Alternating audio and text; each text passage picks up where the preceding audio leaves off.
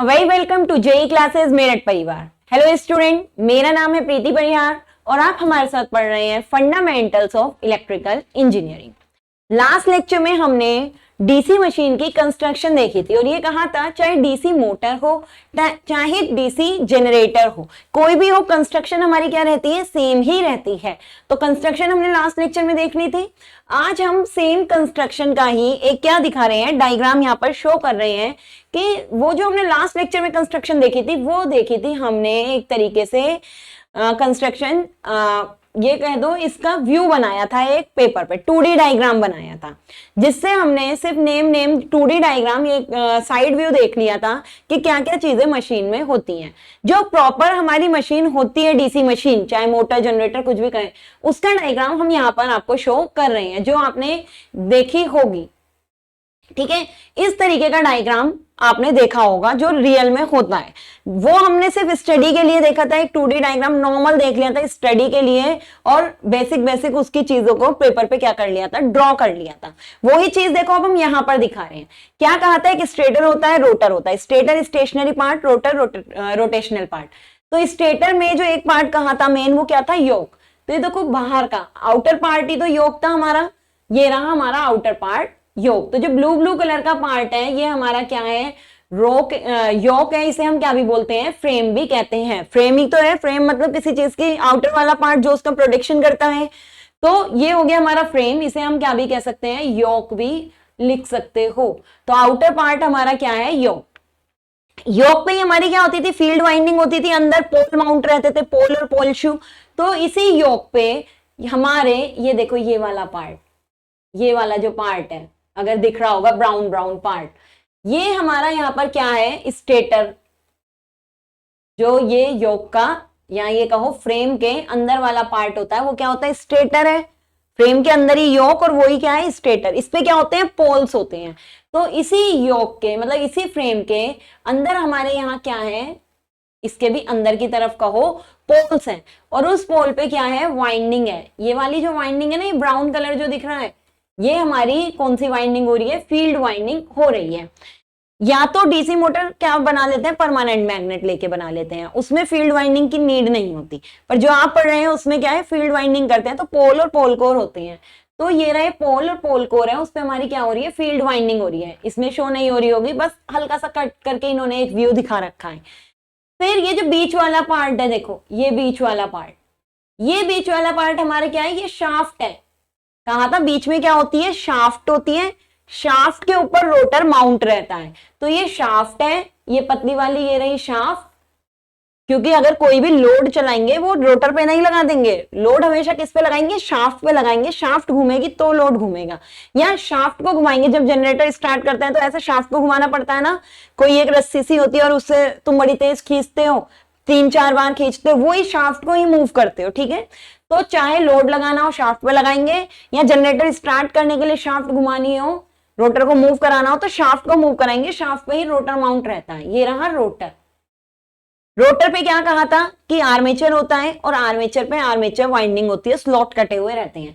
तो ये जो स्ट्रक्चर दिख रही है ग्रे कलर की, ये आर्मेचर है और आर्मेचर में ये स्लॉट कटे हुए हैं। आर्मेचर में क्या कटे हुए हैं, स्लॉट। ठीक है, इन स्लॉट में जो वाइंडिंग होती है वो वाइंडिंग कौन सी होती है, आर्मेचर वाइंडिंग। तो लिखा है ये देखो आर्मेचर, और आर्मेचर में ये जो वाइंडिंग हो रही है ब्राउन कलर है, ये क्या है, आर्मेचर वाइंडिंग है। ठीक है, अब आर्मेचर वाइंडिंग में क्या होता है, आर्मेचर अभी जब वर्किंग समझोगे तो भी थोड़ा समझ में आएगा। आर्मेचर वाइंडिंग में उसकी सारी वाइंडिंग हमारी क्या रहती है, कम्यूटेटर लगा रहता है जो AC टू DC या DC टू AC करने का काम करता है। वर्किंग में समझ जाओगे कैसे। तो यहाँ पर ये होता है, देखो ये कम्यूटेटर है, ये हमारा जो पार्ट है ये क्या है, कम्यूटेटर है। इतना यहाँ तक का हिस्सा तो ये तो तुम्हारा आर्मेचर हो गया, आर्मेचर की वाइंडिंग हो गई ब्राउन कलर की। और ये जो देखो गोल्डन पार्ट दिख रहा है, ये कम्यूटेटर है। और कम्यूटेटर में बहुत सारे सेगमेंट होते हैं, कट, वो उतने ही होते हैं जितने तुमने क्या कर रखा है, आर्मेचर की वाइंडिंग कर रखी है। वो सारी जो वाइंडिंग्स हमारी होती है वो क्या होती है, इन पर ये जो आर्मेचर के अलग अलग कट होते हैं ना, ये कम्यूटेटर के उस पे जाके ये कनेक्ट रहती है। और कम्यूटेटर कहाँ था, कॉपर का बना होता है, और जो पूरा कम्यूटेटर होता है वो बीच में से भी क्या रहता है, आइसोलेटेड रहता है माइका से। ठीक है, तो ये कम्यूटेटर है, ये देखो कम्यूटेटर लिख रखा है, ये कम्यूटेटर हो गया।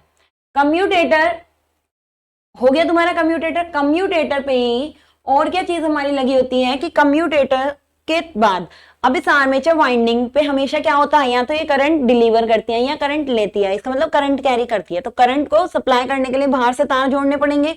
तो जो कम्यूटेटर कनेक्ट रहता है, कम्यूटेटर पे दो और क्या चीज कनेक्ट रहती है, ब्रश। तो इसी कम्यूटेटर पे ये वाला, इसमें इतना साफ यहाँ पर दिख नहीं रहा, कम्यूटेटर पे ही यहाँ हमारे दोनों तरफ क्या रहते हैं, मतलब एक ब्रश का बॉक्स रहता है, मतलब ब्रश रहते हैं, दोनों तरफ ब्रश कनेक्ट रहते हैं।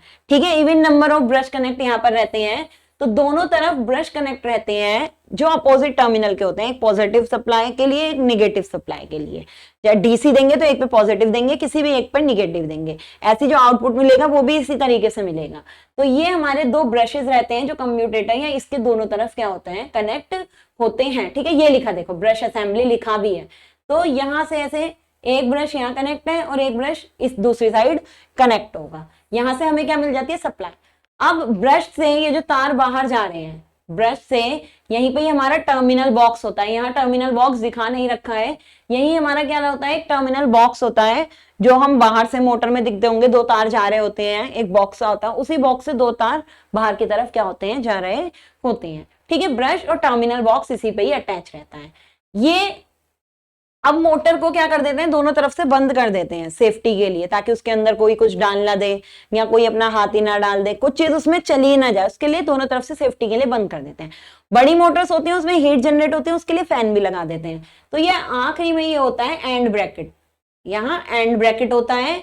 और यहाँ पर एक बियरिंग भी होती है। बियरिंग किसके लिए होती है, ताकि ये स्मूथली क्या कर सके, रोटेट कर सके, उसके लिए क्या लगे होते हैं, बियरिंग लगे हुए होते हैं। तो शाफ्ट के इधर क्या भी लगे रहते हैं, बियरिंग भी लगे रहते हैं, दोनों तरफ हमारे बियरिंग लगे रहते हैं, ताकि ये इजीली क्या कर सके, रोटेट कर सके। अगर बियरिंग हमारे खराब हो जाते हैं, कट हो जाते हैं, तो ये क्या नहीं कर पाता, रोटेट नहीं कर पाता, लगने लगता है। तो इसलिए इजीली स्मूथली रोटेट करने के लिए क्या लगा रहता है, बियरिंग लगे रहते हैं। ये एंड ब्रैकेट है, इससे मोटर क्या कर दी जाती है, बंद कर दी जाती है।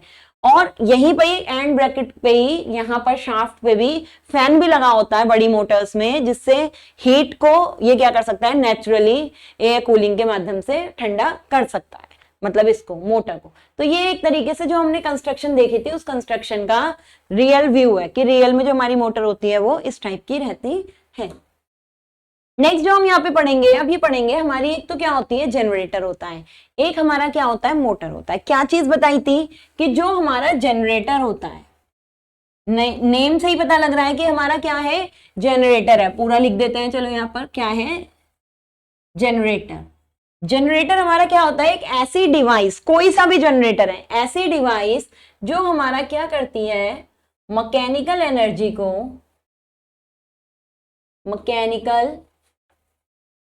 को इलेक्ट्रिकल एनर्जी में चेंज करती है।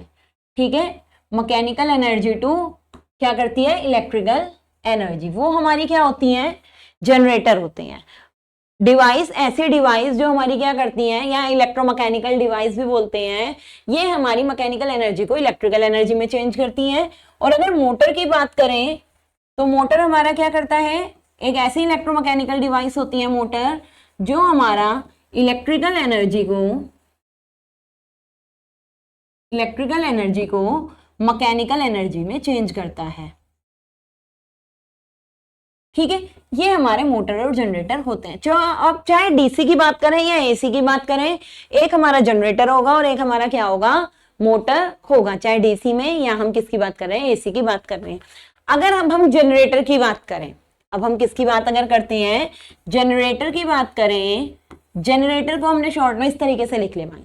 जनरेटर में क्या हो रहा है, मैकेनिकल एनर्जी दे रहे हैं और कौन सी एनर्जी हमें मिल रही है, इलेक्ट्रिकल एनर्जी मिल रही है। तो इसके लिए मैकेनिकल एनर्जी दे रहे हैं, इलेक्ट्रिकल एनर्जी मिल रही है, इसके लिए हमें क्या देखना पड़ेगा, इसका वर्किंग प्रिंसिपल देखना पड़ेगा कि ये हो कैसे रहा है। तो सेम जैसे हमने फैराडेज लॉ पढ़ा था, इलेक्ट्रोमैग्नेटिक इंडक्शन पढ़ा था, जो हमारा इलेक्ट्रोमैग्नेटिक इंडक्शन है, अब चाहे हम 3 फेज ये डीसी मशीन पढ़े, इंडक्शन मोटर पढ़े या सिंक्रोनस, कोई भी पढ़ेंगे, सब में हमें यही प्रिंसिपल फॉलो करना है, इलेक्ट्रोमैग्नेटिक इंडक्शन का, फैराडेज लॉ ही लगेंगे। और क्या चीज देखनी है, जो हमने पढ़ा था, सेल्फ इंड्यूस ईएमएफ और म्यूचुअल इंड्यूस या फिर स्टैटिकली इंड्यूस्ड ईएमएफ और डायनेमिकली इंड्यूस्ड ईएमएफ, यही चीज हमें यहाँ पर अब क्या करनी है, स्टडी करनी है। तो जनरेटर की बात करें, जनरेटर में क्या होता है, इसमें जो शाफ्ट होती है, ये जो हमने डायग्राम देखा, इसमें हम शाफ्ट को क्या करते हैं, खींचते हैं, शाफ्ट को रोटेट कराते हैं, ठीक है। हम क्या करते हैं जनरेटर के केस में, मैकेनिकल एनर्जी को इलेक्ट्रिकल में कर रहे हैं ना, तो मैकेनिकल एनर्जी का मतलब क्या है, हम इस शाफ्ट को क्या करेंगे, खींचेंगे, कई बार इस शाफ्ट को क्या कराएंगे, मूव कराएंगे, ठीक है। उसके बाद दूसरी चीज हमने इसमें क्या कहता, फील्ड वाइंडिंग होती है। हमारी कौन सी वाइंडिंग होती है, फील्ड वाइंडिंग होती है। वो किस पे होती है, पोल पे होती है। फील्ड वाइंडिंग किस पे होती है, पोल पे होती है। तो अगर हम इस तरीके से कहें कि मान लो ये दो हमारे पोल हैं, ये दो हमारे क्या कह दिए हमने, पोल हैं। चार पोल ना बना के हमने अभी सिर्फ कितने पोल बना दिए, दो पोल बना दिए। अब इन दोनों पोल पे क्या थी, फील्ड वाइंडिंग थी ना। इन पोल पे कौन सी वाइंडिंग थी, फील्ड वाइंडिंग थी। इस तरीके से फील्ड वाइंडिंग इन पे थी और ये जाके कहीं कनेक्ट थी। अब जब इस पे फील्ड वाइंडिंग है और हमने इस फील्ड वाइंडिंग को कहा था एक्साइटेशन देते हैं, अच्छा ये अभी पढ़ाना है, इसमें अभी नहीं बताया था एक्साइटेशन के बारे में, कंस्ट्रक्शन में कुछ भी। अब हम इस फील्ड वाइंडिंग को क्या करते हैं, बाहर से सप्लाई देते हैं। डीसी की बात चल रही है तो कैसे सप्लाई देंगे, डीसी सप्लाई हम इसे देंगे एक्साइटेशन को, मतलब फील्ड को। जब हम किसी भी चीज को सप्लाई देते हैं तो क्या कहा था, अगर किसी भी सर्किट में करंट फ्लो हो रही है तो उसका अपना एक क्या होता है, मैग्नेटिक फील्ड होता है। कहीं भी करंट फ्लो होगी तो उसके चारों तरफ एक क्या होगा, मैग्नेटिक फील्ड होगा। तो सेम इसमें भी होगा। जब इन पोल पे जो हमारी वाइंडिंग लपेट रखी है, इस वाइंडिंग को जब हम सप्लाई देते हैं तो सप्लाई देने पर, क्योंकि ये आपस में सीरीज में कनेक्ट है, एक दूसरे से चार पोल हैं, दो पोल हैं, किसमें कनेक्ट कर रखे हैं, सीरीज में कनेक्ट कर रखे हैं। तो एन एस करके इसमें क्या बन जाते हैं, पोल बन जाते हैं। तो अगर हम इन दो पोल की बात करें तो जब इसमें हमने सप्लाई देते हैं तो सप्लाई देने पर क्या होता है, एक तो बन जाता है एन पोल, कोई सा भी एन लिख दो, कोई सा भी एस, एक बन जाता है एस पोल। इसका मतलब वो जो अब हमारे पोल हैं, वो जो हमारे अब पोल हैं, उस पे जो फील्ड वाइंडिंग लपेटी हुई है, उसे सप्लाई देने से, उन फील्ड वाइंडिंग में के करंट फ्लो होने से उन पोल के चारों ओर क्या हो जाता है, डेवलप फ्लक्स या मैग्नेटिक फील्ड जनरेट हो जाता है। मैग्नेटिक फील्ड है तो क्या होगा, फ्लक्स भी होगा। जो मैग्नेटिक लाइंस एक साइड से दूसरी तरफ जा रही है उसे ही तो हम फ्लक्स भी बोलते हैं। तो अब क्या होता है ये, और मैग्नेटिक लाइंस कैसे फ्लो करती हैं, नॉर्थ से साउथ की तरफ मैग्नेटिक लाइंस या मैग्नेटिक फील्ड हमारा चलता है। ये वायर नॉर्थ से साउथ को ही तो जुड़े हुए थे। अब मैंने खाली यहाँ बना दिया, तुम ऐसे भी बना सकते हो, एन एस, मतलब एक पोल यहाँ भी बना दिया और एक पोल हमने यहाँ भी बना दिया, चार भी बना के दिखा सकते हैं। समझाने के लिए अभी सिर्फ दो पोल बना रखे हैं। तो इस तरीके से पोल में एक मैग्नेटिक फील्ड जनरेट हो गया। अब क्या है, हमारी बीच में क्या रखा हुआ है, रोटर रखा हुआ है। अब रोटर को भी मैंने यहाँ बस किससे शो कर दिया, इस तरीके से रोटर को शो कर दिया। ये रोटर है और ये रोटर की क्या है, शाफ्ट है। अब हमने मैग्नेटिक फील्ड में रोटर ऐसी रखा हुआ है। जब मैग्नेटिक फील्ड में रोटर ऐसी रखा रहेगा तो कुछ नहीं होने का। अब रोटर को क्या कराया, मूव कराया। जब ये रोटर को हम घुमाएंगे, फील्ड वाइंडिंग से हमने सप्लाई देके क्या जनरेट कर दिया, उसमें मैग्नेटिक फील्ड जनरेट कर दिया। कहा था फील्ड वाइंडिंग किस लिए होती है, मैग्नेटिक फील्ड को सेटअप कराने के लिए, मैग्नेटिक फील्ड जनरेट करने के लिए।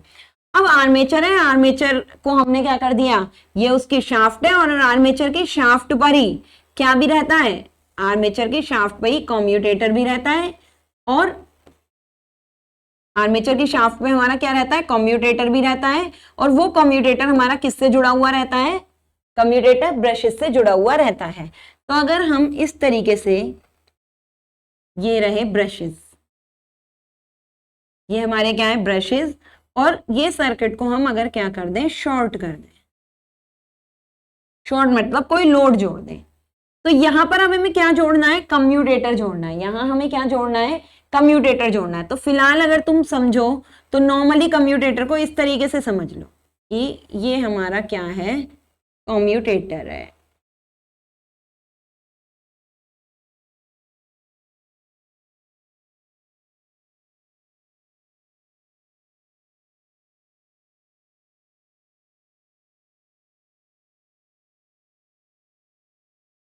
ये हमारा कम्यूटेटर है, मान लो अभी ऐसे शो कर दिया, ये रहा कम्यूटेटर।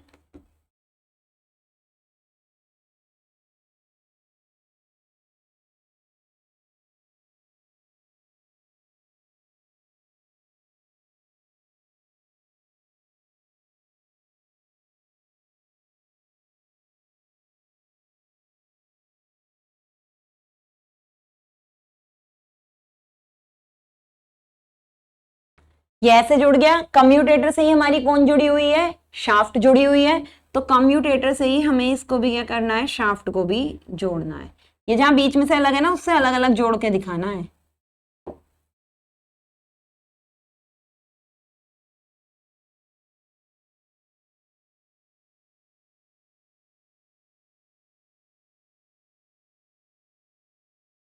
ये हमने कम्यूटेटर से क्या कर दिया, शाफ्ट को भी जोड़ दिया। अब जब हमने ये शाफ्ट को मूव कराया तो ये कंडक्टर क्या करा, घूमा होगा। जब कंडक्टर मूव हुआ, अगर इस कंडक्टर के कोई नेम रख लो, ए बी सी डी, कुछ भी नेम रख सकते हो अपनी मर्जी से।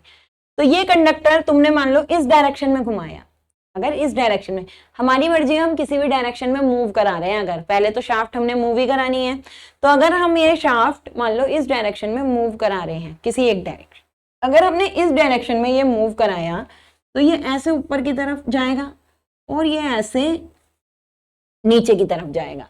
ए भी तो आएगा ऊपर की तरफ और सी डी कहाँ जाएगा, नीचे की तरफ जाएगा। और मैग्नेटिक फील्ड हमारा कहाँ है, इस तरफ है। अब ये जनरेटर है, जनरेटर में क्या कहा था कि अगर कभी भी जनरेटर आए तो कौन सा रूल लगना है, अगर हमें करंट की डायरेक्शन निकालनी है, राइट हैंड रूल लगना है। तो करंट की डायरेक्शन बाद में निकालेंगे, पहले यहाँ फैराडेज लॉ बता देते हैं कि जब ये शाफ्ट मूव करेगी तो ये रोटर मूव करेगा। रोटर मतलब कंडक्टर, रोटर पर, आर्मेचर पर क्या है, वाइंडिंग ही तो है, डिफरेंट डिफरेंट बहुत सारी वाइंडिंग लपेट रखी है स्लॉट में।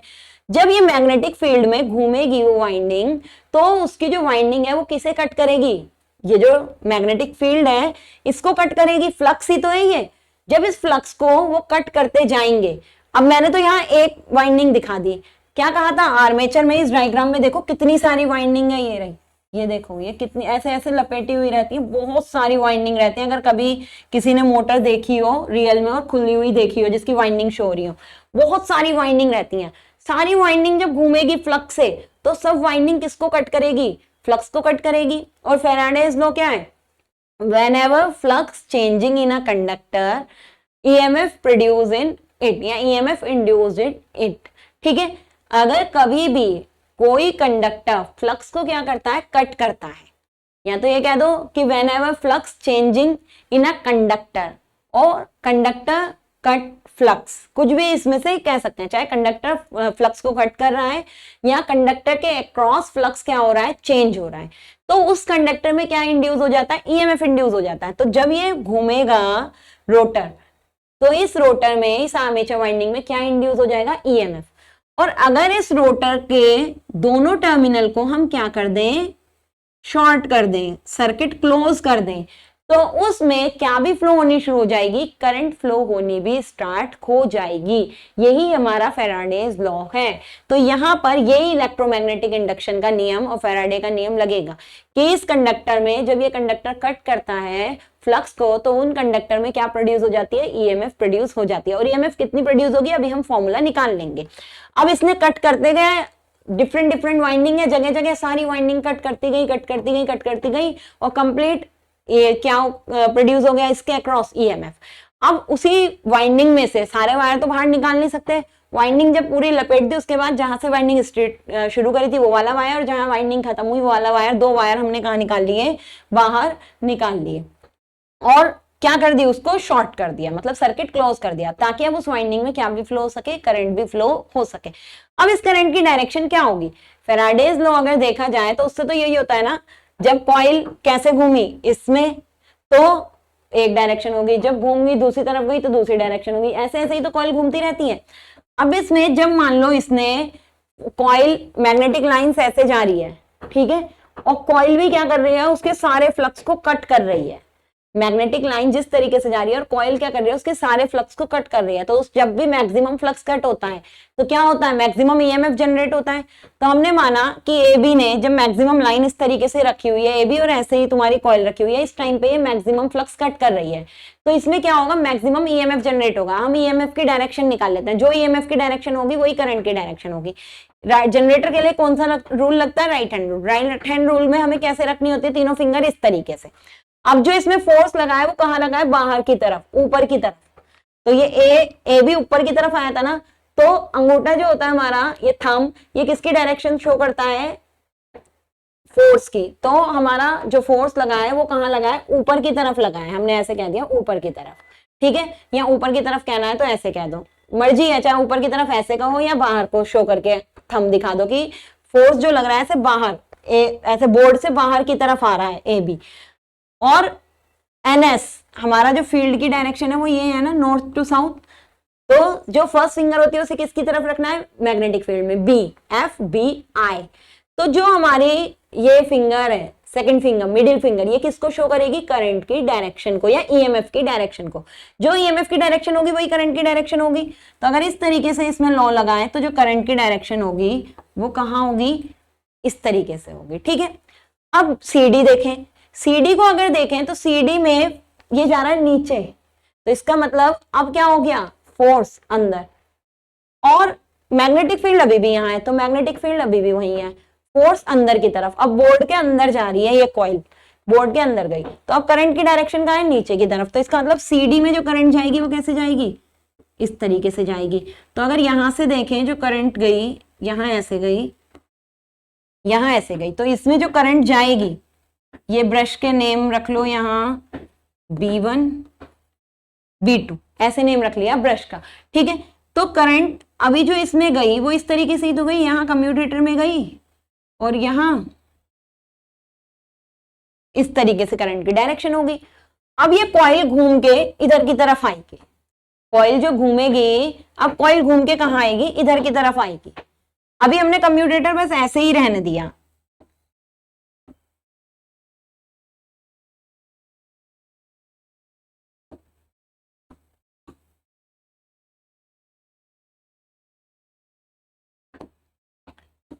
ठीक है।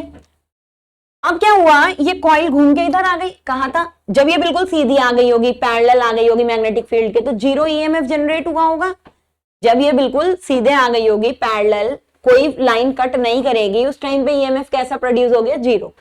अब ये आ गई जस्ट अपोजिट, जहां ए बी था वहां आ गया सी डी, जहां सी डी था वहां आ गया A B, just opposite. Maximum flux cut करा, फिर जीरो फ्लक्स कट करा, फिर मैक्सिमम फ्लक्स पे आ गई। तो इसका मतलब अब हम ये कहेंगे कि ए बी तो आ गया इधर और सी डी आ गया इधर,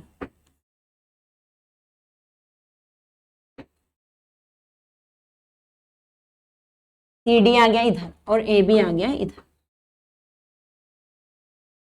ठीक है, अब अगर देखें इसमें करंट की डायरेक्शन की, अब करंट की डायरेक्शन क्या होगी,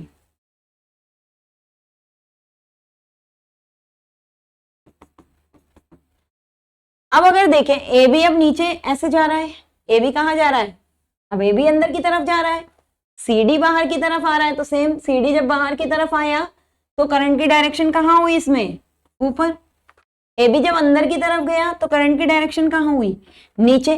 तो अब अगर हम तुम देखें इसमें कि ये जो चेंज होते जाएंगे, ऐसे घूमता हुआ जाएगा, तो उसके हिसाब से अब यहाँ करंट की जो डायरेक्शन थी, अब सी डी हमारा ऊपर की तरफ आया है, सी डी हमारा क्या हो रहा है, ऐसे घूमा घूमा घूमा इस तरीके से मूव करा है। ठीक है, सी डी अब हमारा क्या करा है, दूसरी तरीके से मूव करा है। चलो इसमें इस तरीके से नहीं बताते हैं, थोड़ा कंफ्यूज हो जाओगे अभी।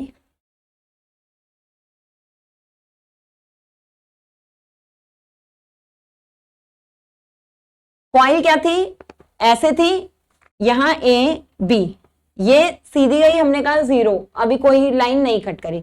ये अब कैसे हो गई, इस तरीके से चली, इस तरीके से अब कॉइल गई है, कैसे मूव कर रही है, ऐसे जा रही है, ऐसे जा रही है, ऐसे जा रही है, ऐसे जा रही है।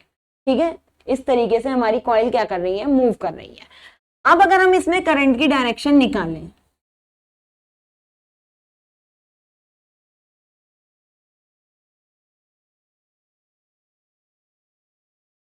कम्यूटेटर अभी जोड़ो या मत जोड़ो, कम्यूटेटर का क्या रोल है वो तभी पता चलेगा बाद में।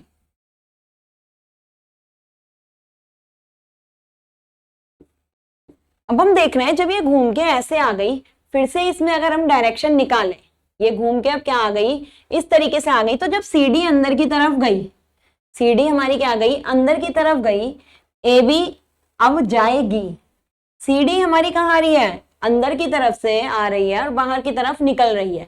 तो जब ये इस तरीके से मूव कर रही है तो हमने क्या देखा, अंदर की तरफ ये सीडी जा रही थी, सीडी अंदर की तरफ जा रही थी, मैग्नेटिक फील्ड लाइन अभी भी कहाँ है, नॉर्थ से साउथ ही है, मैग्नेटिक फील्ड की लाइन क्या है, नॉर्थ से साउथ ही है। तो हमने नॉर्थ से साउथ बना दिया। CD हमारी अंदर से मूव करी थी, CD जब अंदर की तरफ मूव करी तब हमारी यहाँ पर आई है ना इस पोजीशन पे। तो जब CD अंदर की तरफ मूव करेगी तो जो उसमें करंट की डायरेक्शन है वो हमारी कहाँ शो होगी, अब नीचे की तरफ शो होगी, इस तरीके से शो होगी ना। AB बाहर से होती हुई इधर को गई है, जो हमने पहले ही वाला सीन पढ़ा था। AB कहाँ की तरफ घूम रही है, ऊपर की तरफ मूव कर रही है। तो AB जब ऊपर की तरफ मूव करते हुए यहाँ आई तो इसमें करंट की डायरेक्शन क्या है, ये वाली है, ये बन गई। अब यहाँ पर जो करंट फ्लो होगी वो देखो इस तरीके से फ्लो होगी। अभी कम्यूटेटर का रोल नहीं देख रहे कि कम्यूटेटर कैसा, भी नॉर्मल देख रहे हैं कि अगर कम्यूटेटर नहीं है तो करंट ऐसे जाती। तो हम देख रहे हैं अगर कम्यूटेटर नहीं होता तो करंट का जो फ्लो था, अगर कम्यूटेटर नहीं होता तो पहले अभी इस तरीके से हो रहा है,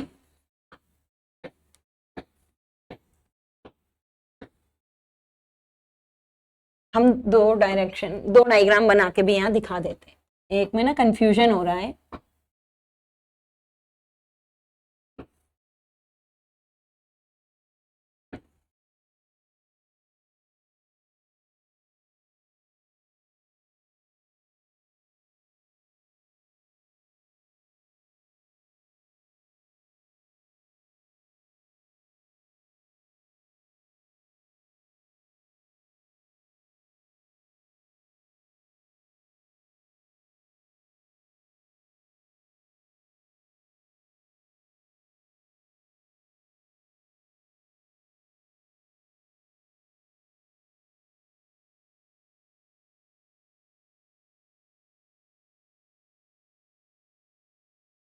बिल्कुल रफ सा डायग्राम बना दिया।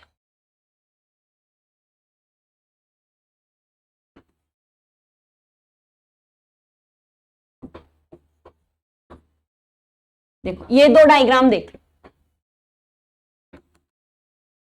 जब हमारी ABCD यहां पर है कॉइल, तो इसका मतलब अभी ये कॉइल मैक्सिमम फ्लक्स कट कर रही है। अभी ये कॉइल क्या कर रही है, मैक्सिमम फ्लक्स कट कर रही है। जब मैक्सिमम फ्लक्स ये कट कर रही है कॉइल, तो अभी ये कॉइल जो आई है हमारी, वो कॉइल कैसी है, ये यहां से उठ के अब ये हम कॉइल को स्टार्ट कर रहे हैं, जस्ट इसे क्या कर रहे हैं, स्टार्ट कर रहे हैं। जब हम कॉइल को स्टार्ट अभी कर रहे हैं तो AB जो हमारी फ्लो करेगी करंट, वो किस डायरेक्शन में करेगी, जो मैग्नेटिक फील्ड है वो ऐसे है, फाई ऐसे जा रही है मैग्नेटिक लाइन, नॉर्थ से साउथ ही जाती है। तो मैग्नेटिक फील्ड की लाइन हमारी कहाँ है, इस तरफ है। यहाँ पर जो अभी फोर्स लग रहा है, अभी हमने स्टार्ट नहीं करी थी, यहीं से ही जस्ट वर्किंग स्टार्ट कर रहे हैं अगर, तो AB हमारा कहाँ जाएगा, ऊपर की तरफ फ्लो हो रहा है। AB हमारा कहाँ पे फोर्स लग रहा है, ऊपर की तरफ फ्लो फोर्स लग रहा है। तो AB में अगर बाहर की तरफ फोर्स लग रहा है और मैग्नेटिक लाइंस ऐसे जा रही हैं, तो हमने दिखा दिया कि करंट इसमें अभी कैसे है, ऊपर की तरफ है। करंट कैसे है, ऊपर की तरफ है। जब AB ऊपर की तरफ आएगा, बाहर की तरफ आ रहा है, इस समय CD कहाँ जा रहा है, अंदर की तरफ जा रहा है। CD कहाँ जा रहा है, अंदर की तरफ जा रहा है। जब CD अंदर की तरफ गया, इसका मतलब ऐसे है, ऐसे हो गया, ऐसे था, ऐसे क्या हो गया, इस तरीके से हो गया। ठीक है, ये वाली डायरेक्शन हम दिखा नहीं सकते क्योंकि इसमें एक ही फेस दिखेगा, या तो AB दिखेगा या CD दिखेगा। ठीक है, तो इस कंडीशन में जो करंट देखो CD में क्या होगा, CD अंदर की तरफ जा रहा है तो अंदर ये डाउनवर्ड,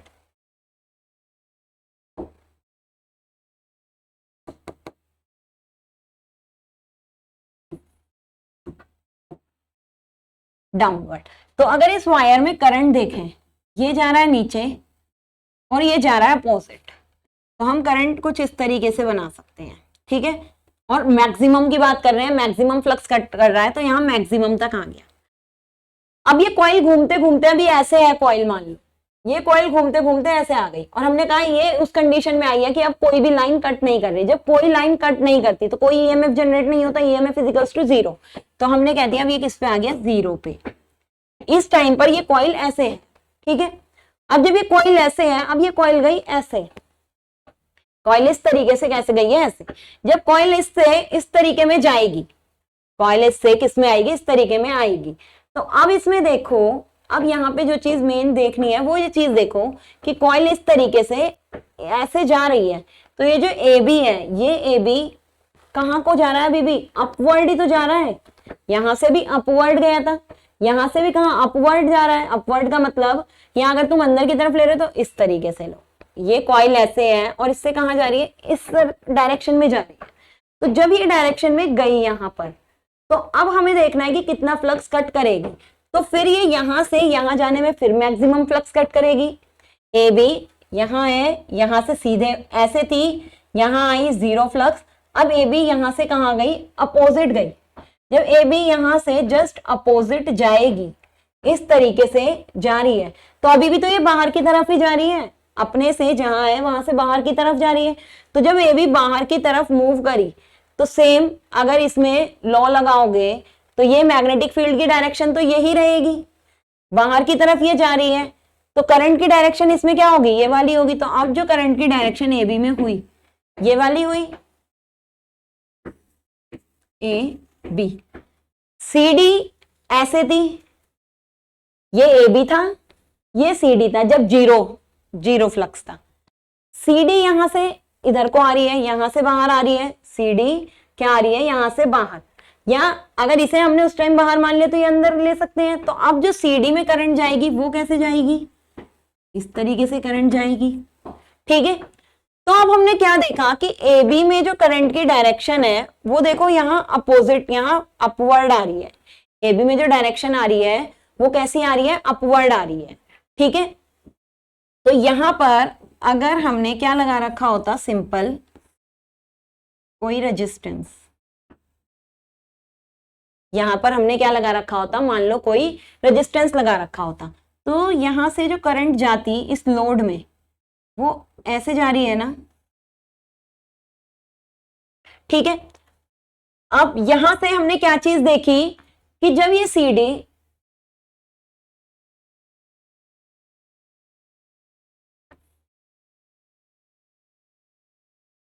यहां पर, अब देखो यहां पे कि ये कॉइल मूव कर रही है तुम्हारी, यहां से बाहर की तरफ फोर्स लगा, अच्छा ये यहां से बाहर की तरफ फोर्स लगा, बाहर की तरफ फोर्स लगा, मैग्नेटिक फील्ड ऐसे, करंट की डायरेक्शन अपवर्ड। यहां से अंदर की तरफ फोर्स लगा, अंदर की तरफ जब फोर्स लगा, मैग्नेटिक फील्ड ऐसे, करंट डाउनवर्ड। फिर 90 डिग्री आई, 90 डिग्री आने के बाद, अब 90 डिग्री आने के बाद फिर ये इधर को गई। तो जब ये ए बी इधर की तरफ गई तो हमने क्या कहा, अंदर की तरफ फोर्स लगा, अंदर की तरफ फोर्स लगा, मैग्नेटिक फील्ड ऐसे, डायरेक्शन नीचे, डायरेक्शन नीचे। फिर ये सी डी ऐसे थी, सी डी बाहर की तरफ आई, जब सी डी बाहर की तरफ आई तो सी डी बाहर, मैग्नेटिक फील्ड ऐसे, करंट ऐसे, ये डायरेक्शन अपोजिट ही बन गई थी नेम के अकॉर्डिंग। तो हमने क्या देखा कि करंट की अगर डायरेक्शन देखें, ये वाली डायरेक्शन जा रही है ऊपर ए बी में, ठीक है। यहां जब ए बी गया तो ए बी में डायरेक्शन क्या हो गई, नीचे। यहां पर ए बी में डायरेक्शन क्या थी, ऊपर की तरफ थी। यहां ए बी में डायरेक्शन कहां हो गई, नीचे की तरफ हो गई, ठीक है। यहां सी डी में डायरेक्शन कहां है, नीचे की तरफ। यहां सी डी में डायरेक्शन क्या हो गई, ऊपर की तरफ। तो अगर ये लोड है तुम्हारा कोई, इस लोड में करंट देखें तो करंट ऐसे जा रही है, जी एच नाम दे दिया, मान लो जी से एच की तरफ, तो हमने ऐसे बना दिया था। फिर जब ये 90 पे आ गई थी सीधे तो 0, जब ये 90 से फिर घूमी तो उसके बाद जी एच। अब जो करंट की डायरेक्शन यहां पर आई, कॉइल तो घूम गई ना, तो जो ए बी वाला पार्ट था उसका नाम क्या था, एच। ए बी की तरफ वाला जो पार्ट था उसका नाम था एच, और सी डी की तरफ वाला नाम था, उसका नाम था जी। अब ए बी में करंट ऐसे जा रही है, अब जो करंट की डायरेक्शन वो क्या है, एच से जी ऐसे। तो इसका मतलब अगर जो लोड होगा, लोड पे हमें कैसी वैल्यू मिल रही है, एसी, लेकिन हमें चाहिए क्या, डीसी चाहिए। हमें कौन सी वैल्यू चाहिए, डीसी वैल्यू चाहिए। तो इस डायग्राम को ही हमने यहां पे बताने की कोशिश कर रहे थे कि इस प्रॉब्लम को दूर करने के लिए कि हमें लोड पर अगर हम यहाँ कम्यूटेटर नहीं लगाते हैं, नॉर्मल देखें तो हम क्या देख रहे हैं, जब कॉइल ऐसे घूमती रहेगी तो कॉइल में क्या होगा कि मैक्सिमम फ्लक्स जनरेट, फिर जीरो, फिर maximum, maximum zero, maximum, maximum zero, maximum, बीच में अलग अलग मिलती रहेंगी, पर हम सिर्फ मैक्सिमम और जीरो से बात कर रहे हैं। तो जब मैक्सिमम फ्लक्स जनरेट करती है तो एक बार करंट एक दिशा में होती है, जब जीरो के बाद दूसरी तरफ मैक्सिमम जाती है तो उस बार करंट क्या हो जाती है, अपोजिट डायरेक्शन में हो जाती है। तो इससे अगर हम टोटल करंट नापें तो हमें क्या मिलती है, एसी मिलती है। हमें क्या चाहिए, डीसी चाहिए। डीसी का मतलब क्या है कि अगर इस तरीके से सप्लाई है, इसे हमें बदलना है ऐसे। डीसी का मतलब सिंगल डायरेक्शन में करना है, ठीक है। डीसी का मतलब क्या करना है, सिंगल डायरेक्शन में करना है। तो यहाँ पे हमें क्या लगाते हैं, कम्यूटेटर लगाते हैं। यहाँ हम क्या लगाते हैं, कम्यूटेटर। कम्यूटेटर क्या होती है, एक रिंग होती है। कम्यूटेटर क्या है, एक रिंग है मान लो। ये रिंग का जो पार्ट होता है ऐसे रहता है, खोखला सा रहता है, और ये शाफ्ट पे माउंटेड रहता है, और बीच से क्या रहता है, इंसुलेटेड रहता है। इंसुलेटेड मतलब माइका से अलग अलग रहते हैं दोनों पार्ट। आधा हिस्सा कॉपर का एक तरफ, आधा हिस्सा एक तरफ, और बीच में इंसुलेटेड है। अब वो जो आधा हिस्सा होता है ना, उससे जोड़ देते हैं एक पार्ट। जैसे ये ए बी है, मान लो यहाँ ए बी है, ए बी का एक हिस्सा जोड़ दिया एक से, और ए बी का दूसरा हिस्सा जोड़ दिया दूसरे से। एक कम्यूटेटर है, ये रहा कम्यूटेटर। इस कम्यूटेटर का एक हिस्सा जोड़ दिया ए से, एक वाइंडिंग से, और दूसरा हिस्सा जोड़ दिया दूसरी वाइंडिंग से। इस तरीके से लेते हैं इसे, ठीक है। अब जब वाइंडिंग घूमती है, जब क्या होता है, वाइंडिंग घूमती है, तो कम्यूटेटर भी घूमता है। ब्रश तो वहीं रहेंगे, ब्रश वैसे ही रहते हैं अपनी जगह। जहां ब्रश है, ब्रश क्या रहेंगे, वैसे ही रहेंगे। लेकिन क्या घूमेगा, अब कम्यूटेटर घूमता है। किसके साथ, वाइंडिंग के साथ। जैसे हमने क्या कहा, मान लो नेक्स्ट पेज से ही दिखाते हैं, इसी में ही दिखाते हैं। जब यहां ए था, बी था, सी था, डी था, तो इस कंडीशन में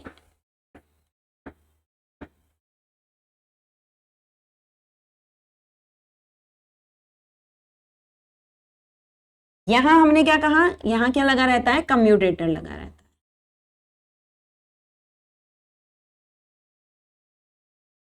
और यहां क्या लगे रहते हैं, ब्रश लगे रहते हैं। और ये रहा लोड, जी एच, ठीक है। अब एक तरफ कम्यूटेटर शो कर दो पिंक रंग से, और दूसरी तरफ शो कर दिया ग्रीन से। ये समझाने के लिए करो। जब हमने ए बी यहां था, सी डी यहां था, तो करंट की डायरेक्शन देखो कैसे है, इस तरीके से जा रही है ना करंट। तो जो ब्रश में भी करंट जाएगी वो कैसे जाएगी, ऐसे गई। इस तरीके से लोड के अक्रॉस क्या गई, करंट गई। तो हमने लोड के अक्रॉस बना ली ये रही करंट। अब ए बी चला गया उधर, ए बी कहां गया, इधर की तरफ गया, और सी डी आ गया इधर। तो अभी भी जो ए बी की डायरेक्शन होगी सेम उससे ही बनाई कि ए बी ऐसे जा रहा है अंदर, तो अंदर मैग्नेटिक फील्ड और करंट, तो नीचे की तरफ हमने ए बी की डायरेक्शन बना दी। अब जो ए बी में करंट जाएगी वो ऐसे जाएगी ना, और सी डी में ऐसे जाएगी। तो यहां क्या लग रहा है, एबीसीडी से क्या कनेक्ट है, कम्यूटेटर। क्या कनेक्ट है एबीसीडी से, कम्यूटेटर। तो जो कम्यूटेटर कनेक्ट है, क्या कहा था कि जो कम्यूटेटर कनेक्ट होगा वो आपस में क्या है, इंसुलेटेड, और दोनों किससे जुड़ा हुआ है, तार से जुड़ा हुआ है।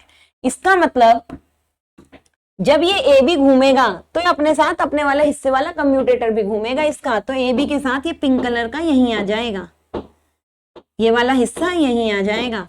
और सी डी घूम के पीछे की तरफ गया तो सीडी के साथ सीडी वाला कम्यूटेटर का हिस्सा मूव करेगा, ऐसे समझो, ठीक है। लेकिन जब ब्रश होंगे, ब्रश अपनी जगह ही रहेंगे। मान लो ये ब्रश है, ठीक है, अलग अलग कलर से मैंने ब्रश दिखा दिए।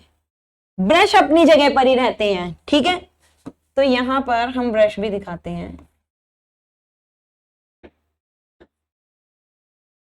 अब जो जी जहां है वो वहीं रहेगा, एच, क्योंकि देखो ब्रश अपनी जगह ही है, ब्रश अपनी जगह ही है।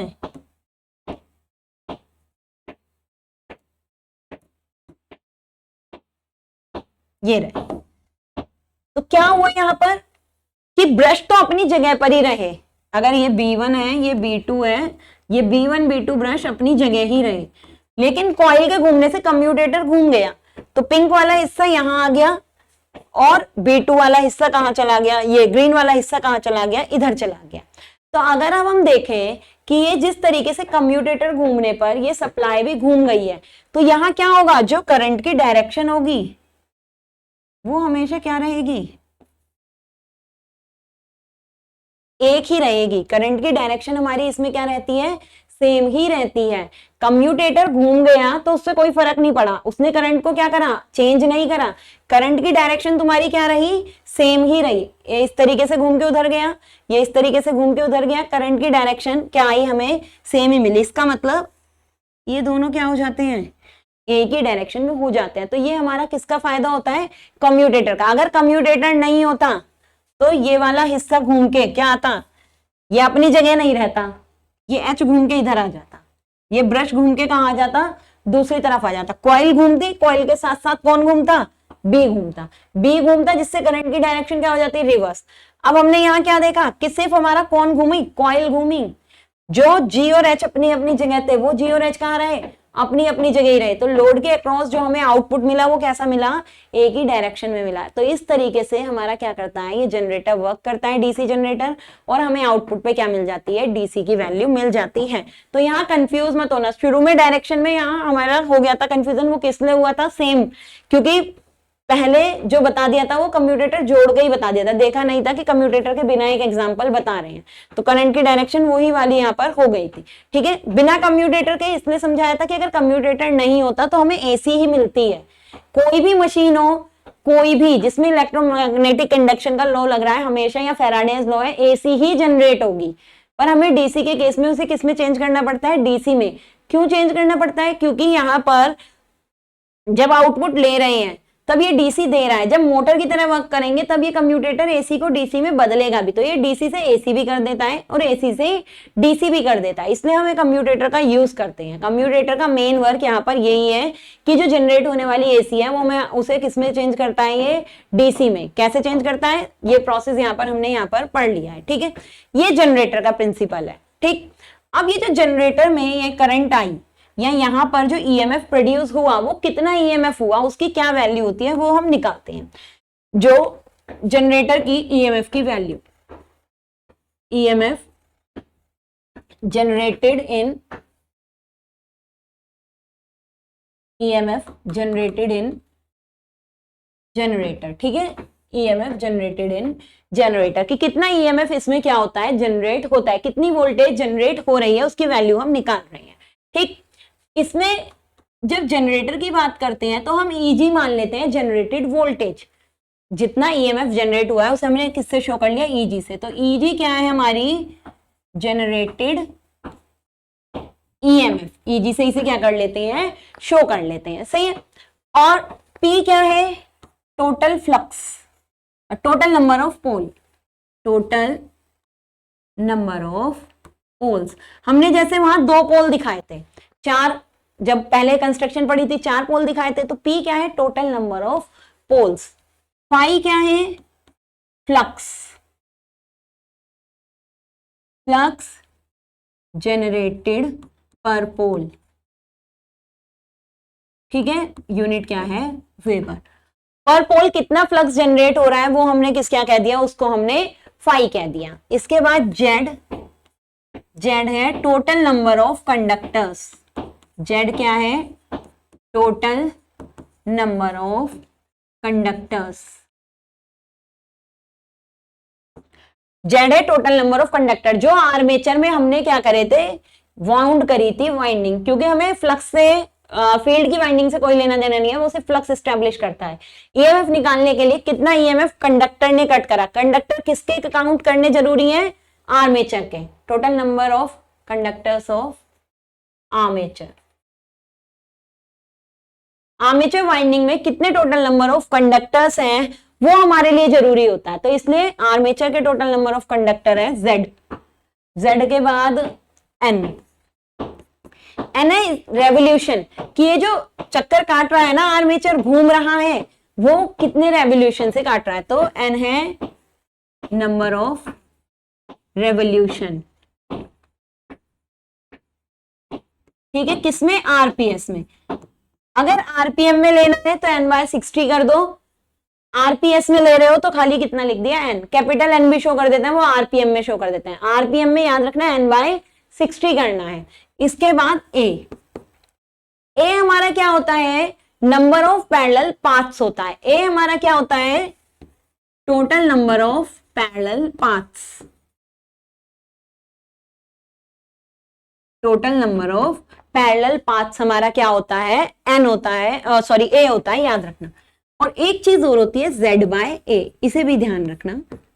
देखो नंबर ऑफ पैरेलल पाथ्स किसके, कंडक्टर की, जो वाइंडिंग करी है हमने। कैसे करते हैं, ये वाइंडिंग के वायर तरीके होते हैं। जो आर्मेचर वाइंडिंग होती है वो दो तरीके से होती है, एक वेव वाइंडिंग होती है, एक लैप वाइंडिंग होती है, ठीक है।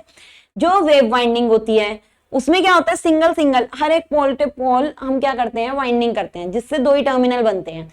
जब लैप वाइंडिंग होती है तो वाइंडिंग क्या होती है, पैरेलल पैरेलल काउंट तरीके से क्या होती है, वाउंड होती है। तो दो तरीके से वाइंडिंग होती है।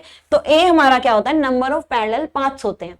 तो अगर z बाय ए कर दिया, total number of conductor of armature और नंबर ऑफ पैरेलल पाथ्स, तो ये क्या बनेगा, नंबर ऑफ कंडक्टर्स, आर्मेचर की ही बात कर रहे हैं तो नंबर ऑफ कंडक्टर्स। कहां पे number of conductors, number of conductor in series. जो ये सीरीज में नंबर ऑफ कंडक्टर, पहले तो वाइंडिंग सीरीज में करी गई है ना, number of conductor in series for each parallel path, for each parallel path, कि जो हमारे जितने भी पैरेलल पाथ हैं उसमें कितनी सीरीज में वाइंडिंग को लपेटा गया है। बहुत सारे पैरेलल पैरेलल पाथ होते हैं तो हर एक में कितनी सीरीज वाइंडिंग लपेटी गई है, वो हमारा क्या होता है, z बाय ए। ये क्यों जरूरी है, नंबर ऑफ पैरेलल पाथ, क्योंकि जो हमारा ईएमएफ कट हो रहा है वो कंडक्टर कट कर रहे हैं, और कंडक्टर हर स्लॉट में हमारे क्या है, वाउंड हो रखे हैं। तो वाउंड वो सीरीज में एक के बाद एक के बाद एक लपेटे हुए हैं, फिर अगले वाले में एक के बाद एक लपेटे हुए हैं, फिर नेक्स्ट में लपेटे हुए हैं। तो वो कितना कितना कट करेंगे फ्लक्स को, तभी तो ईएमएफ जनरेट होगा। तो इसलिए ये पता होना भी हमारे लिए क्या है, इतना नेसेसरी होता है। अब इसके बाद हमें क्या निकालना है, जनरेटेड वोल्टेज, जनरेटेड वोल्टेज पर हम एक कंडक्टर के लिए निकालते हैं, फिर कंप्लीट के लिए निकाल लेंगे। Per conductor, generated voltage per conductor कितना होता है, is equals to generated voltage per conductor. कैसे निकला कि उसने कितना फ्लक्स कट करा, और फ्लक्स कट भी वो कैसे कर रहा है, जब वो घूम रहा है तभी तो फ्लक्स कट कर रहा है। तो फ्लक्स कट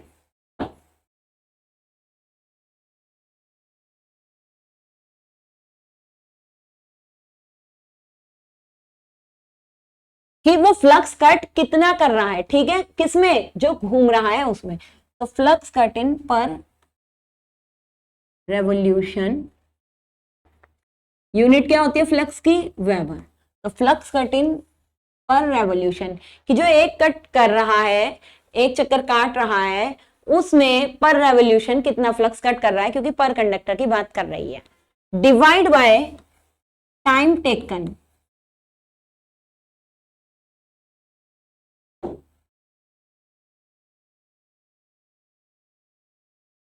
कितना टाइम उसने उस रेवोल्यूशन को काटने में लिया है, ठीक है। Time taken for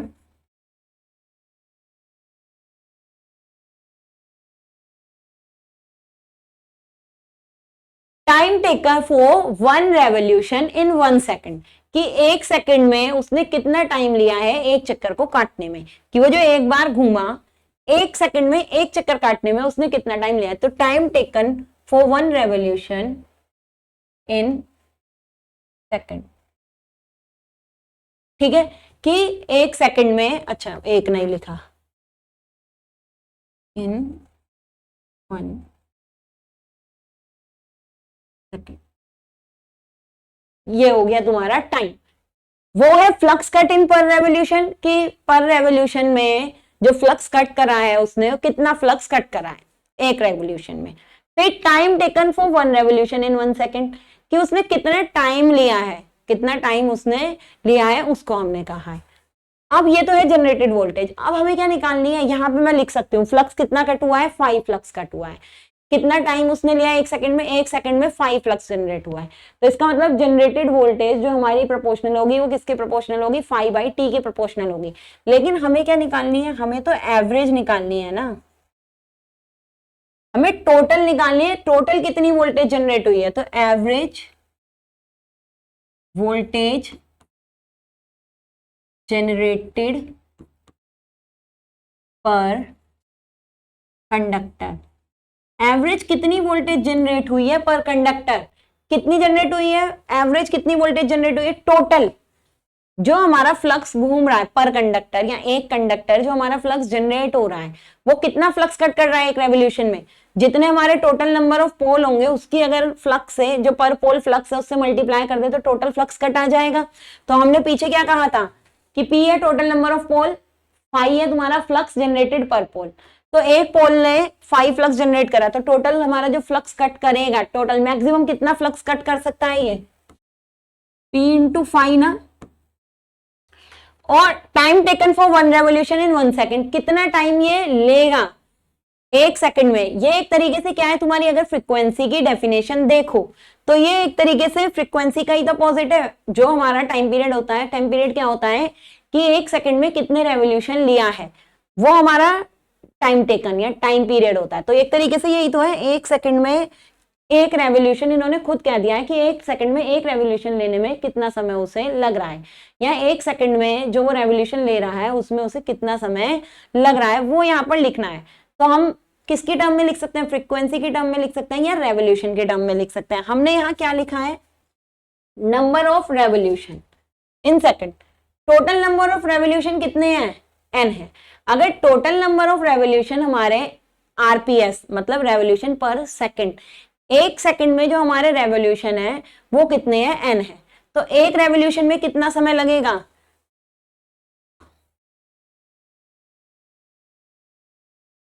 time taken in 1 revolution. एक रेवोल्यूशन लेने में कितना समय लगेगा, जब टोटल जो हमारा टाइम है, जो नंबर ऑफ रेवोल्यूशन है वो n है।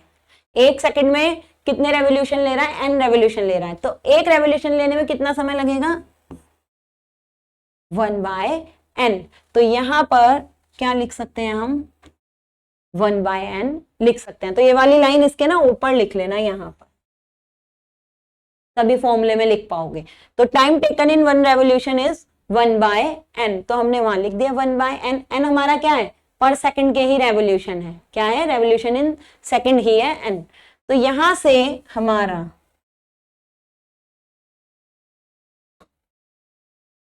इसे हम क्या लिख सकते हैं, e जनरेटेड, e तो कहाँ है, या e लिख लो, क्या है, n कहाँ चला जाएगा ऊपर, Np5। ये हमारा क्या आ गया, average voltage generated per conductor. पर हमें एक कंडक्टर की थोड़ी निकालनी है, हमें तो क्या निकालनी है, सारे की टोटल नंबर ऑफ कंडक्टर की टोटल कितना ईएमएफ जनरेट हुआ है। तो ये तो है हमारी क्या, पर कंडक्टर। हमें क्या निकालनी है, टोटल। अगर टोटल निकालनी है कंप्लीट, तो कंप्लीट जो हमारे कंडक्टर है वो कहाँ लिखे हैं, total number of conductor Z, total number of parallel path में कुल कितने कंडक्टर हैं, Z/A। Z है टोटल नंबर ऑफ कंडक्टर, सिर्फ किसमें, सीरीज में जो जुड़े हैं। लेकिन हर पैरेलल पाथ में, ईच पैरेलल पाथ में कितने कितने कंडक्टर हमारे, Z/A। तो number of conductor in series for each parallel path is Z/A। तो क्या हो जाएगा, बस यहाँ पर Eg इज इक्वल्स टू, तुम यहाँ पर लिख सकते हो, क्या लिख सकते हो, Eg is equals to average voltage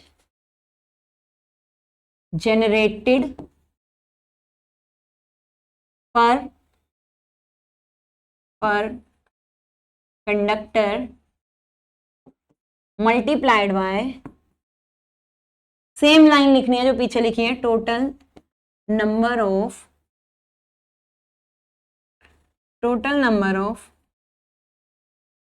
conductor in each parallel path. हर पैरेलल पाथ में कितने टोटल नंबर ऑफ कंडक्टर हैं वो यहां पर लिखना है। तो Eg इज इक्वल्स टू क्या आ गया, Np5 इंटू Z/A। तो क्या बन गया यहां से फॉर्मूला, कितना कुल ईएमएफ जनरेट होता है हमारा, Eg is equals to Np5 Z/A।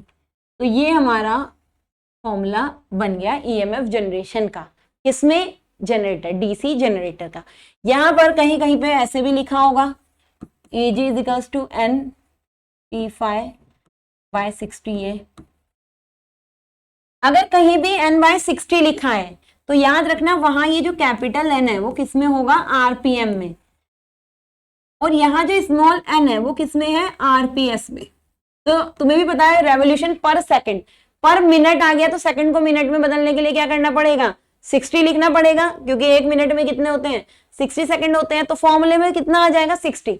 बस इतना याद यहाँ रखना है कि अगर आरपीएम में बात होए तो 60 से डिवाइड कर देना, आरपीएस में बात होए तो खाली एनपी5 वाला फॉर्मूला लिख देना। ठीक, ये चीज यहाँ पर मेंशन करनी है, मतलब याद रखनी है ये चीज कि अगर एनपी5 बाय 60 ये है तो इसका मतलब वहां जो एन है वो किसमें है, आरपीएम में। तो इससे कंफ्यूज मत होना कि किसी जगह 60 दे रखा है किसी जगह नहीं, तो एन पे भी ध्यान देना, कहीं आरपीएस होगा और कहीं पे क्या होगा, आरपीएम होगा। तो यहाँ पर आज हमने क्या पढ़ा है कि कैसे ईएमएफ जनरेट होता है, वो चीज हमने देखी है। इसके साथ ही अब हम यहाँ पर क्या देख लेते हैं, टाइप्स देख लेते हैं कि जो डीसी जनरेटर होते हैं या डीसी मोटर्स होती हैं उनके कितने टाइप हैं। मोटर को पढ़ने के लिए या ये टाइप को देखने के लिए हमें क्या करना पड़ेगा, मोटर का प्रिंसिपल भी यहाँ पर पढ़ना पड़ेगा। जैसे जनरेटर का प्रिंसिपल पढ़ा है, सेम हमें किसका प्रिंसिपल भी पढ़ना पड़ेगा, मोटर का भी प्रिंसिपल पढ़ना पड़ेगा। देखो मोटर के केस में क्या होता है, सेम वही डायग्राम फिर से याद करना है तुम्हें। बस मोटर में अब हमें आर्मेचर पर फील्ड को तो हमेशा सप्लाई देनी ही है। क्यों, क्योंकि फील्ड मैग्नेटिक फील्ड जनरेट कर रहा है। कहा था या तो हम पे परमानेंट मैग्नेट हो तो मैग्नेट बनाने की जरूरत नहीं, फील्ड वाइंडिंग की नीड ही नहीं है। लेकिन अगर हम पे मैग्नेट नहीं है तो फील्ड वाइंडिंग से मैग्नेट बनाने के लिए हमें सप्लाई देनी ही पड़ेगी। तो हम क्या करते हैं कि यहाँ पर या तो ये हम खुद मान के चलें कि मान लो थोड़ा सा इसके अंदर क्या रहता है, फील्ड वाइंडिंग या रेजिडुअल रहता है जिससे इसमें कुछ ना कुछ मैग्नेटिक फील्ड होता है, या तो ये लेके चलते हैं कि सप्लाई देने से पहले ही इसमें फील्ड वाइंडिंग में क्या रहता है, कुछ ना कुछ मैग्नेटिक फील्ड रहता है। ठीक है, या फिर हम इसे सप्लाई देके क्या बनाते हैं, इसमें नॉर्थ और साउथ पोल डेवलप करते हैं। अब हमें शाफ्ट को मूव नहीं कराना, अब हमें क्या करना है, शाफ्ट पे सप्लाई देनी है। कौन सी सप्लाई देनी है, डीसी सप्लाई देनी है। तो जब हम, अब यही वाली सेम शाफ्ट है, ज्यादा बड़ी बन गई है,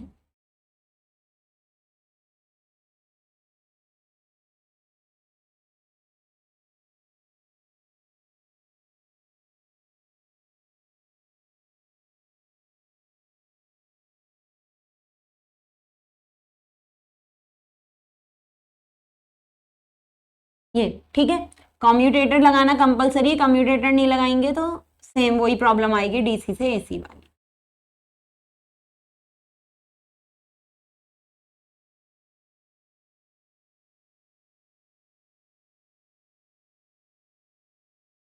ये वो टर्मिनल है जिससे हम सप्लाई दे रहे हैं, और ये क्या है, पोल है। ये याद रखना, ये क्या है, पोल्स हैं। अब हमें क्या करना है, फील्ड वाइंडिंग को अलग से सप्लाई दे रहे हैं। फील्ड वाइंडिंग हमारी आर्मेचर से ही कुछ में जुड़ी रहती है, कुछ में अलग से सप्लाई देते हैं। तो यहाँ पर फील्ड वाइंडिंग को जब सप्लाई जाएगी, या क्या कहा था, मानना पड़ता है कि इसमें हल्का सा क्या रह जाता है, रेजिडुअल रह जाता है, जिसकी वजह से कुछ ना कुछ मैग्नेटिक फील्ड इन वाइंडिंग में रहता ही है। तो ये हो गया एक नॉर्थ, कोई सा भी नॉर्थ कह दो, कोई भी साउथ कह दो, कोई इफेक्ट नहीं पड़ता। ये फील्ड है, ये पोल है, ठीक है, नॉर्थ पोल, और ये साउथ पोल हो गया। अब हमें क्या करना है, ये जो कॉइल है, आर्मेचर है, आर्मेचर पे जो शाफ्ट पे ब्रश लगे होंगे टर्मिनल बॉक्स से, अब हम सप्लाई देंगे। तो हमने डीसी सप्लाई दी। जब हमने डीसी सप्लाई दी इन दो तार से, अब हमने डीसी सप्लाई हम दे रहे हैं। ठीक है, तो ऐसा भी लिख सकते हो, यहाँ पर डीसी सप्लाई बना के भी दिखा सकते हो कि अब हम सप्लाई हम देंगे। ठीक, तो अब जब हमने यहाँ से डीसी सप्लाई दी, हमने जब अब यहाँ से डीसी सप्लाई दे रखी है इस सर्किट को, कुछ भी लिख, हमने जब यहाँ से डीसी सप्लाई दी, अब क्या होगा, अब आर्मेचर में क्या फ्लो होनी शुरू होगी, करंट फ्लो होनी शुरू होगी। मैग्नेटिक फील्ड अभी भी यही है, मैग्नेटिक फील्ड अभी भी यही है। ठीक है, ये मैग्नेटिक फील्ड है। अब जब हमने सप्लाई, अब हम दे रहे हैं, तो हमने जब सप्लाई दी, मान लो करंट ऐसे जा रहा है, करंट इस तरीके से जा रहा है। ठीक है, करंट जब इस तरीके से फ्लो हुआ डीसी सप्लाई देने पर, और हमेशा ऐसे ही फ्लो होगा। क्यों, यहां से तो ऐसे ही फ्लो होगा क्योंकि ये डीसी फिक्स है, यहाँ प्लस और यहाँ पे ऐसे आती हुई करंट ही दिखेगी या जाती हुई, अंदर चेंज होता रहे कोई फर्क नहीं पड़ेगा। अब जब हमने यहाँ से सप्लाई दी तो सेम रूल लगाना है। अब यहाँ पर मोटर है, मोटर के केस में क्या होगा, लेफ्ट हैंड रूल चलेगा, तो लेफ्ट हैंड यहाँ पर लगाएंगे रूल। यहाँ हमें फोर्स नहीं पता, हमें यहाँ सिर्फ क्या पता है, इंड्यूस करंट, मतलब जो करंट हमने दी है, और मैग्नेटिक फील्ड हमें पता है, ठीक है।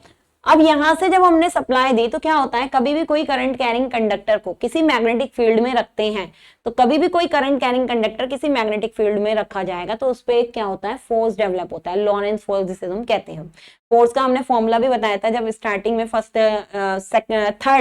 थर्ड यूनिट की स्टार्टिंग में इंट्रोडक्शन दिया था मैग्नेटिक सर्किट का, तो फोर्स का फॉर्मूला बताया था F इजिकल्स टू BIL, या ये कहते हैं फोर्स इजिकल्स टू क्या होता है, B क्रॉस I से फोर्स निकाला जाता है, लॉरेंट फोर्स। तो जब भी कोई करंट कैरिंग कंडक्टर किसी मैग्नेटिक फील्ड में रखा होता है तो उस पर एक फोर्स एक्सपीरियंस होता है।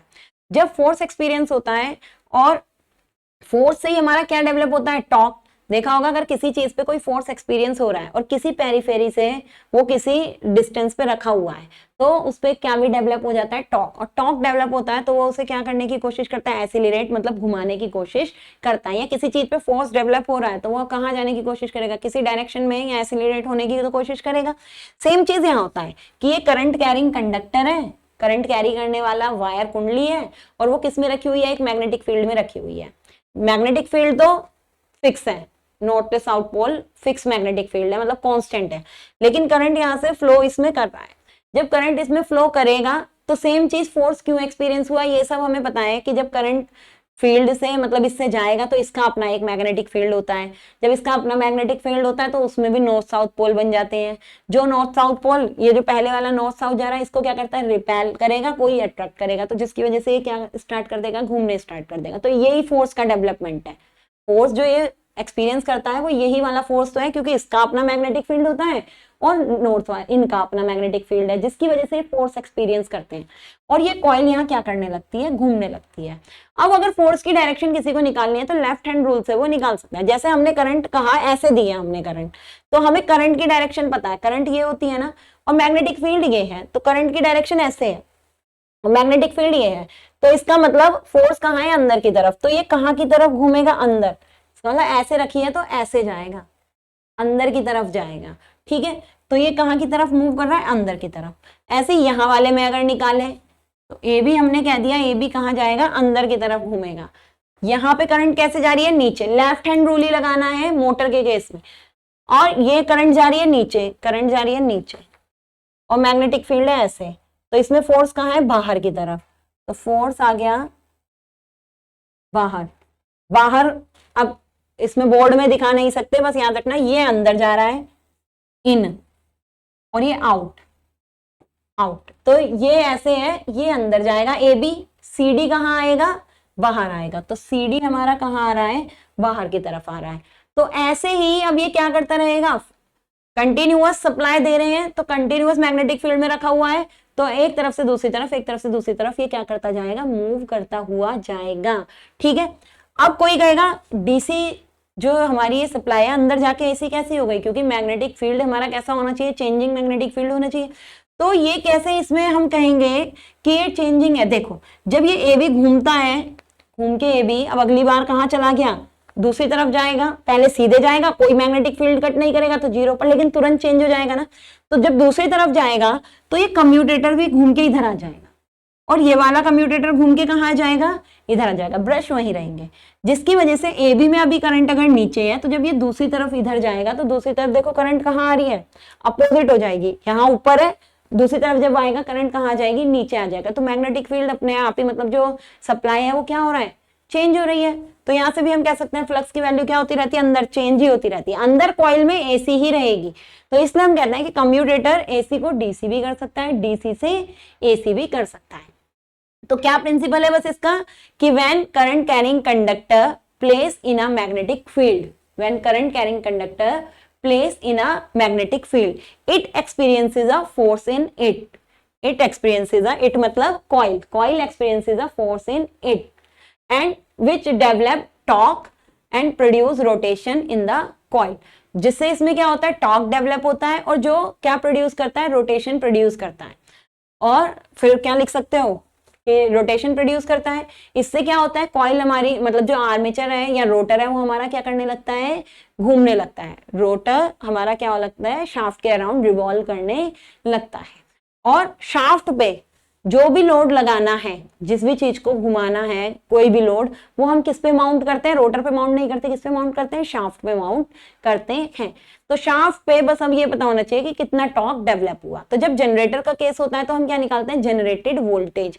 जब किसका केस होता है, शाफ्ट का केस होता है, मतलब मोटर का केस होता है, तब हम क्या निकालते हैं, जनरेटेड टॉर्क, कितना टॉर्क डेवलप हुआ, या एक और डेवलप टॉर्क की वैल्यू हम निकालते हैं। तो यहां से किसका प्रिंसिपल समझ में आ गया, मोटर का प्रिंसिपल समझ में आ गया। मोटर ने क्या करा, करंट कैरिंग कंडक्टर किसी मैग्नेटिक फील्ड में रखा है, फोर्स एक्सपीरियंस हुआ, उस फोर्स से क्या कहा था, फोर्स इज इक्वल्स टू क्या होता है, या तो BIL कहो, या फोर्स जो प्रोपोर्शनल होता है वो किसके होता है, फोर्स हमारा जो प्रोपोर्शनल होता है वो B क्रॉस I के प्रोपोर्शनल होता है। इसी से ही हम क्या निकालते हैं, फोर्स की डायरेक्शन भी निकालते हैं, और हमें पता भी लग जाता है कि करंट और मैग्नेटिक फील्ड होना जरूरी है किसी कंडक्टर में, तो उसमें अपने आप ही क्या डेवलप हो जाता है, फोर्स, और वो घूमना स्टार्ट कर देता है। यहाँ DC हम देंगे, रोटेशन मिलेगी, वहां रोटेशन हमने दी थी, क्या मिल गया था, DC मिल गया था। तो यहाँ हमने क्या पढ़ा आज, सर्किट देख लिया था मेन, DC का जनरेशन, DC की जनरेटेड वोल्टेज की वैल्यू, और AC जो DC मोटर है इसकी वर्किंग प्रिंसिपल यहाँ पर हमने देख ली।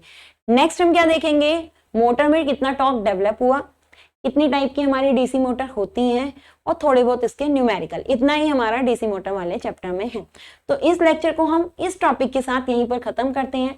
अब आपसे मिलेंगे नेक्स्ट लेक्चर में, तब तक के लिए गुड बाय।